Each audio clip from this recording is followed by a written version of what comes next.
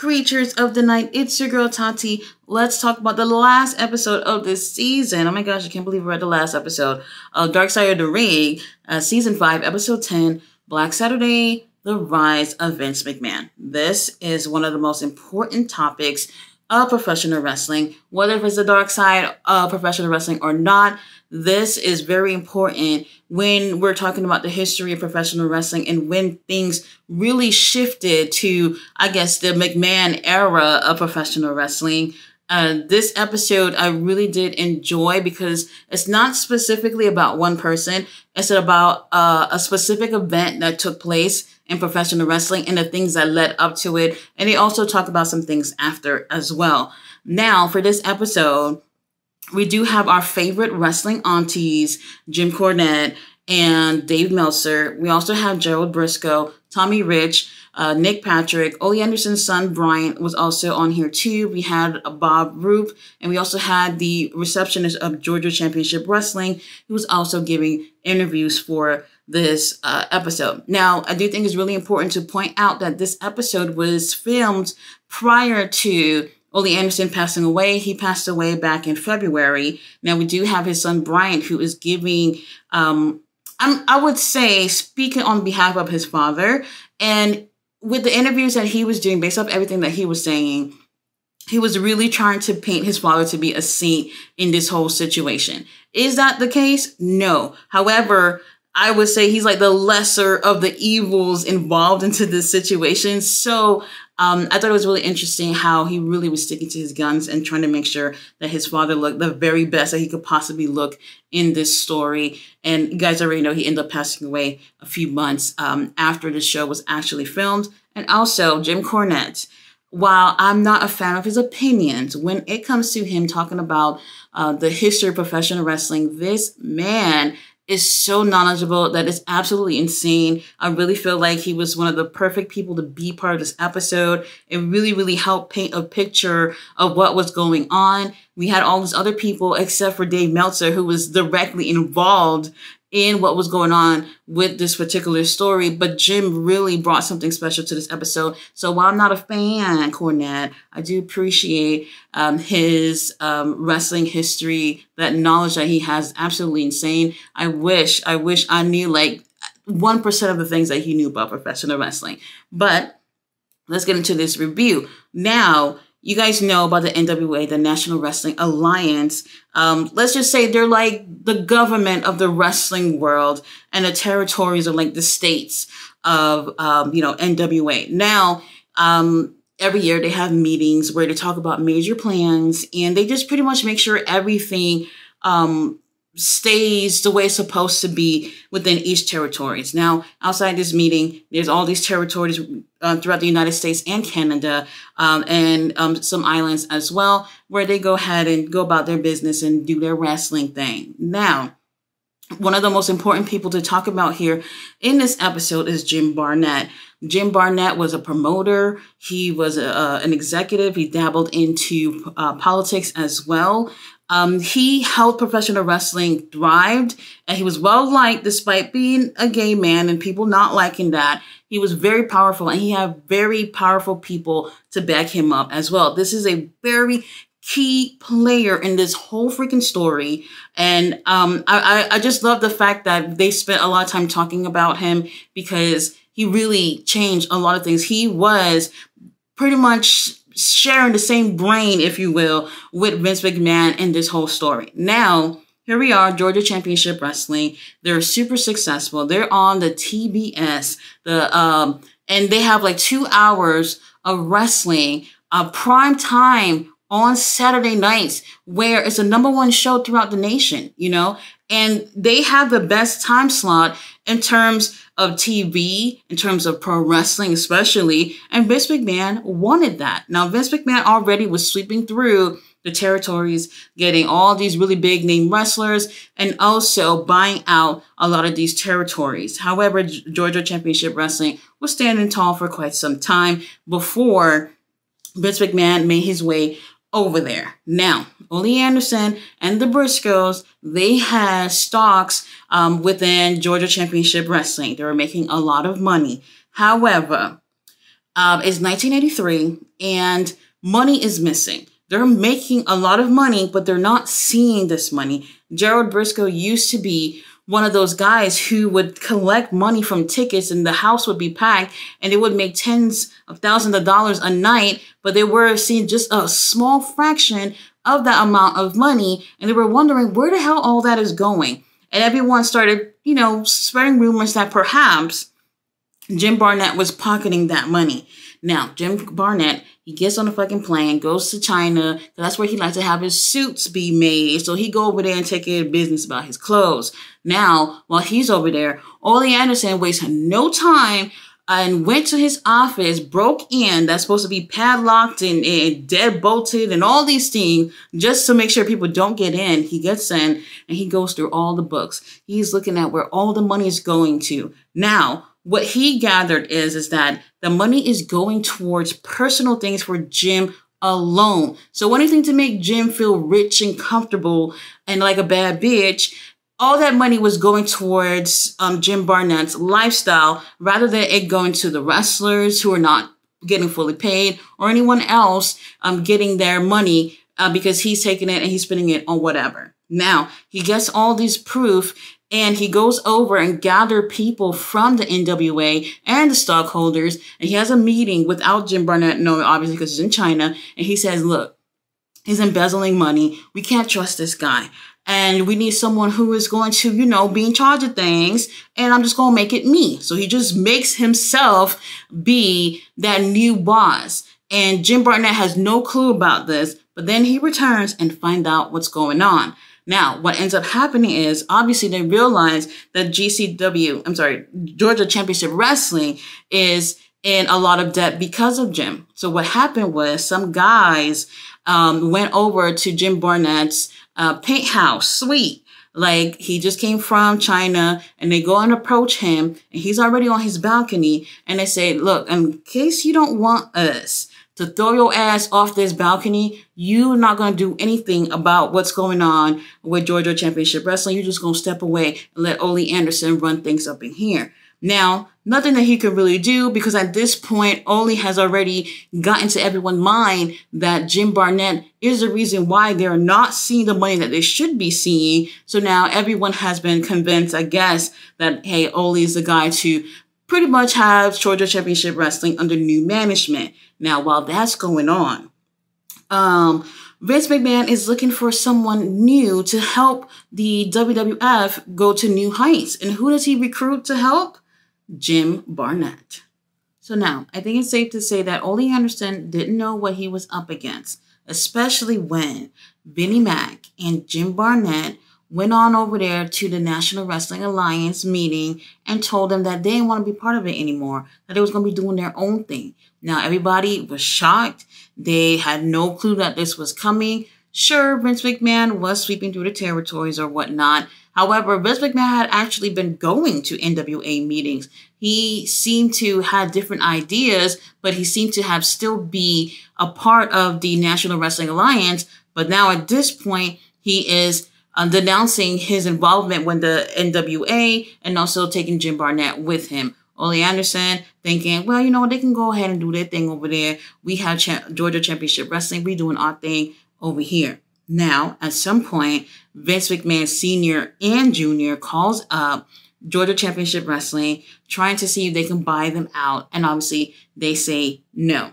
Now, things started happening after this. They started getting lower attendance with their live audience. They started having police just raiding shows randomly, looking for drugs and for any wrestlers that may have drugs or be doing anything illegal. And you know what, Jim Barnett, he is so petty because he knew all those things was already going on while he was over there. And plus, this thing was going on pretty much at every territory. And he knew things was going on. So he was like, let's send the police over there. They're going to find whatever it is that they're looking for. And they actually did. So now little things like this was happening that was, getting in the way of Georgia Championship Wrestling to succeed. Meanwhile, Vince McMahon is going from territory to territory, not only taking some of these big name wrestlers, but he was also taking the time slots of these promotions when he bought them. So if he buys one, he's like, all right, you guys are on at this time, I'll put my show on this time. He had the money to afford them.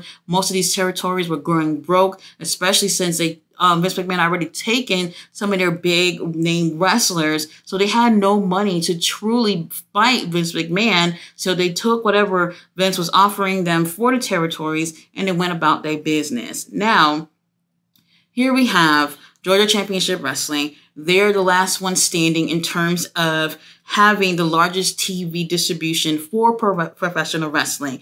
Vince McMahon wants that time slot.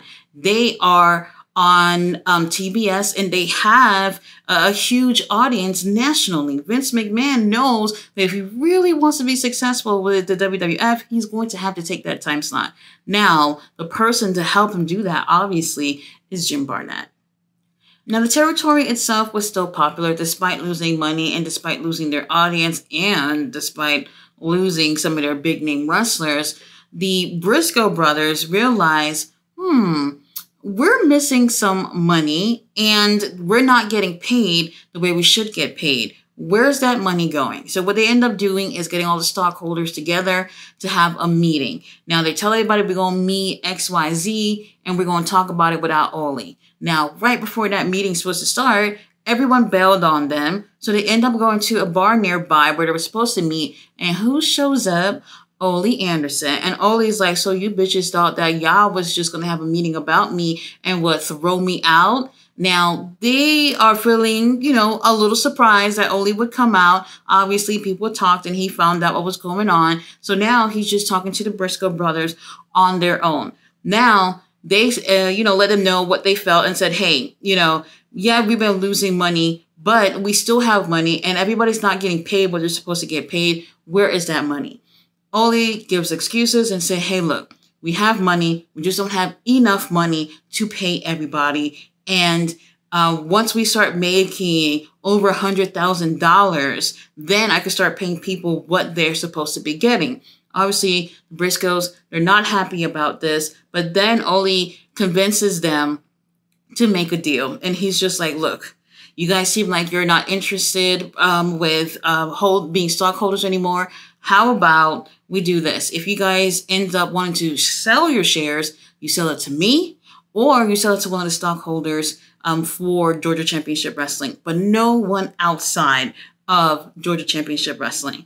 Also, I'm going to pay y'all exactly what y'all supposed to be getting paid, not a penny less, but I need you guys to help bring back our audience to these shows. Now, at first, they're not sure. Then here comes Ole Anderson cutting himself to make this a blood oath. He spends about 10 minutes convincing the Briscoe brothers to do the same.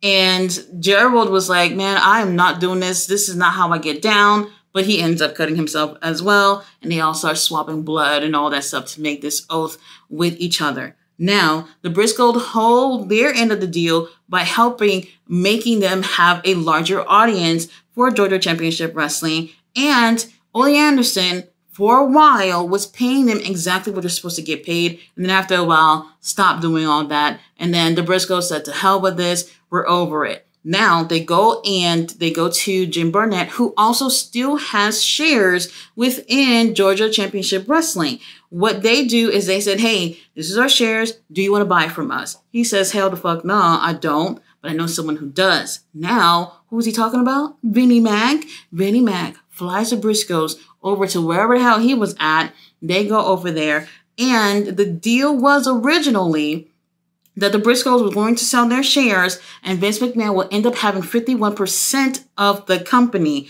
But somehow, at the end of it all, he ends up walking out with 67.5%. Why? Because Jim also sells his shares as well. So now Vince McMahon has the majority of Georgia Championship Wrestling. And this is obviously a bad thing for Ole Anderson because he has no idea what's going on. Meanwhile, Ole Anderson gets a call. His mom passed away. he and his son went over there to go take care of funeral arrangements. While he's gone taking care of those arrangements, Vinnie Mac himself went on down to Atlanta, and he went into the office and said, I own this bitch now. Everybody is shook. Everybody's surprised. They're like, what the hell is going on? They have no clue. The receptionist, who's also on this episode giving interviews, she called Ole herself and said, hey, Vince McMahon over here talking about he owning things in here. What's going on? And as soon as Ole hears this, he gets the next flight over with his son to go back over to Atlanta so they can take care of business. Now, foolishly, Ole Anderson, for whatever reason, thinks this little blood oath thing that he had with the Briscoes is legally binding, which it is not. It's not on paper, and there's nothing here to say that, hey, you guys cannot share your shares to anyone who is not within Georgia Championship Wrestling. They didn't sell to Jim Barnett. They sell to Vince McMahon. Now, morally, they did what they said they wouldn't do. However, Ole Anderson also backed out of his end of the bargain when he said that he would pay them if they would help grow the audience, which they did, and he reneged on his end of the deal. So now Vince McMahon got exactly what he wanted. He definitely wanted Georgia Championship Wrestling time slot, so now he can get it and be able to put WWF programming on at that time. Now, he kept being petty, and he will contact Ole Anderson and say, hey, you know, we got a job for you here at WWF. Let me know what you can do for us. Now, he goes over there. Ole goes over there, cusses out Vince McMahon, and even turns to the side and cuss out Linda McMahon, who obviously had nothing to do with this. She's just catching strays in the situation. Now, fast forward, July 14, 1984. Black Saturday. Now, they gathered up everyone at Georgia Championship Wrestling and let them know, said, hey, if we need you, we'll give you a call. And obviously what that means is look for employment elsewhere. Now, here's the thing. Georgia Championship Wrestling had been on TV for 12 years. Okay, they have loyal fans. They're around nationally. So people are expecting that when it's time for Georgia Championship Wrestling to be on, that's what they're going to see. Now, the show starts, and it looks like Georgia Championship Wrestling is going to be on. However, rather than it being Gordon Solie being there, we have Freddie Miller who's there, and he is introducing Vinnie Mac. Vinnie Mac comes out, introduces himself, and talks about WWF and how that's what they're going to be watching from now on, and then start airing highlights from WWF and all that stuff for people to see. The fans blew up the switchboards and said, hey, what the hell is this on my TV? This is not Georgia Championship Wrestling. Now, with that being said, they did not do well, not just in the ratings for the first episode, but in general, they didn't do well because people were loyal to Georgia Championship Wrestling, which is what they've been used to seeing for so long. And all of a sudden, Vince McMahon got his show out there. Sure, he had the better superstars, and he had all these venues and all these things that I guess you can say would be much cooler, but people preferred what it was that they've already been enjoying all this time. Now, while people call this Black Saturday, Gerald Briscoe called it Green Saturday for him because he and his brother made a lot of freaking money. And obviously, with that being said, a lot of people lost money. People lost their livelihoods because of this situation. A lot of wrestlers, other people who had different roles within Georgia Championship Wrestling, which was unfortunate. But the Briscoes got their money, and they were saying, people were telling the Briscoes that, hey, Ole Anderson is saying put a hit out on y'all. So y'all going to have to watch your sides, your fronts, up, down, or whatever to make sure that y'all make it to the next day. And they said that they wasn't really sure if that was the case, but they were worried. Now, the receptionist, she said, oh, no, I don't believe that Ole Anderson would call a hit on the Briscoes because if he wanted the Briscoes dead, he would have did it his damn self. And she said it with so much confidence. I was like, Granny, I believe you. It sounded like something he would have done on his own. So now, Ole Anderson, obviously his back is against the wall. He ends up selling his shares to Vince McMahon. He uses that money and he hits up Ted Turner and says that he wants to have his own show on Saturday too. The best Ted Turner could do for Ole Anderson was for him to have a Saturday morning show, and it didn't make numbers like how they did before when they had that primetime slot, but they were still doing better than WWF because people just didn't give a shit anymore. They wanted to see Georgia Championship Wrestling on during their usual slot. So now you guys already know what ends up happening here. So Vince McMahon ends up having his shows for 1 year on TBS before he ends up selling that time slot over to Jim Crockett Promotions for $1 million. And what does Vinnie Mac does with that $1 million? He uses that money to help fund WrestleMania. And you guys already know the rest is freaking history. Now, Jim Barnett, he was a huge player in this. You know, obviously they got him out of Georgia Championship Wrestling and he felt petty and he wanted to make sure that revenge was going to be sweet for him. But then again, that ended up helping Vince McMahon, and Vince McMahon did pretty much show him the door too at some point. Now, they don't mention this, but with all that, after all that happened, Jim Barnett did attempt to commit suicide via overdose. They don't mention that on the show, but there's a lot of things that they could have mentioned, and this could have literally easily been a 2-hour show. But they pretty much ran it down, giving you a summary of things, and I really did enjoy this. Now, they do actually go on and start talking about, very briefly, about 2 to 3 minutes, talking about how Vince McMahon, obviously after 40 years, you know, from 84 to 2024, 40 years being in the business, and he has gone from buying WWF from Senior for $1 million, and now he sold it to Endeavor for billions of dollars. Like, this is absolutely insane how much money that he's ended up making with the purchase of WWE to Endeavor. Before he even sold it to them, he had 80%.